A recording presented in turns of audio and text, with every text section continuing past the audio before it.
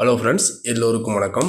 இந்த வாரம் நிஃப்டி கடந்து வந்த பாதைகள், அடுத்த வாரம் நிஃப்டி எப்படி இருக்கும், இதெல்லாம் பற்றி தான் நம்ம இந்த வீடியோவில் பார்க்க போகிறோம். வீடியோவை ஸ்கிப் பண்ணாமல் கடைசி வரைக்கும் பாருங்கள். நம்ம வீடியோக்குள்ளே போகிறதுக்கு முன்னாடி நீங்களும் நம்ம சேனலை சப்ஸ்கிரைப் பண்ணாமல் ஃபஸ்ட் டைம் பார்க்குறீங்க அப்படின்னா நம்ம சேனலுக்கு வந்து சப்போர்ட் பண்ணுங்கள். லைக் பண்ணிட்டு சப்ஸ்கிரைப் பண்ணுங்கள். கூடவே பெல் ஐக்கானையும் கிளிக் பண்ணுங்கள்.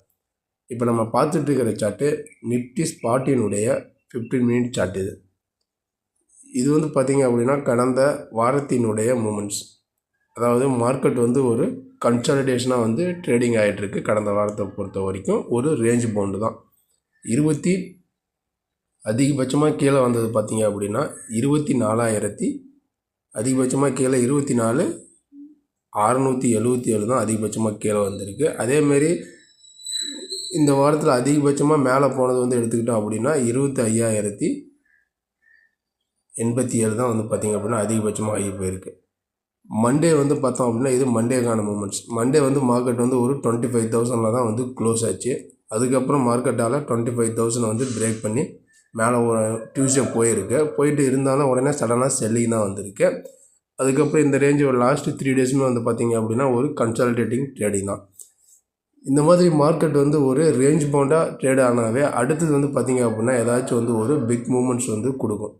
இப்போ மார்க்கெட்டை பொறுத்த வரைக்கும் திரும்ப இந்த 24,900 மார்க்கெட்டால் பிரேக் பண்ணி க்ளோஸ் ஆக முடியல கடந்த 3 நாளாகவே.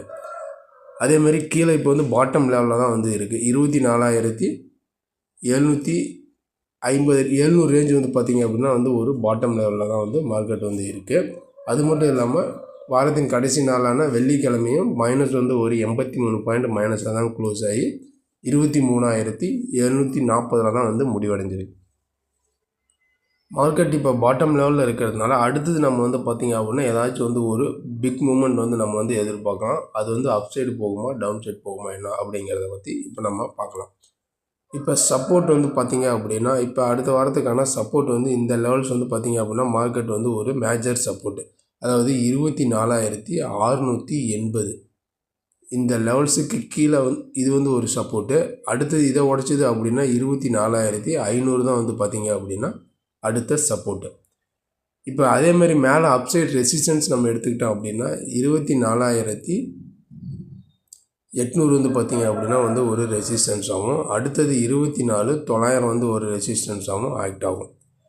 இந்த ரேஞ்சுக்குள்ளே இருக்கிறதுனால மார்க்கெட் இப்போ வந்து மேலே பையிங் லெவல். இப்போ மார்க்கெட்டை பொறுத்த வரைக்குமே நல்ல செல்லிங் அப்படின்னு நம்ம எடுத்துக்கிட்டோம் அப்படின்னா எந்த லெவல்ஸ் நம்ம எடுத்துக்கலாம். செல்லிங் வந்து 24,680 கீழே மார்க்கெட் வந்து சஸ்டெயினாக உடச்சி க்ளோஸ், அதாவது இந்த லைனுக்கு கீழே மார்க்கெட் வந்து சஸ்டெயினாக ஆகுது. அப்படிங்கிற பட்சத்தில் நம்ம மார்க்கெட் வந்து தாராளமாக வந்து செல்லிங் போகலாம். கீழே வந்து 24,500 400 இந்த ரேஞ்செலாம் வர்றதுக்கு சான்சஸ் வந்து இருக்குது.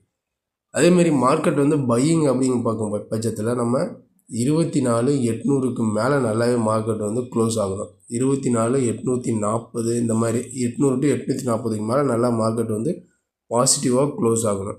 இந்த லெவல்ஸுக்கு மேலே க்ளோஸ் ஆச்சு அப்படின்னா மார்க்கெட் நல்லாவே திரும்ப வந்து பிரேக் அவுட்லாம் ஆகும்.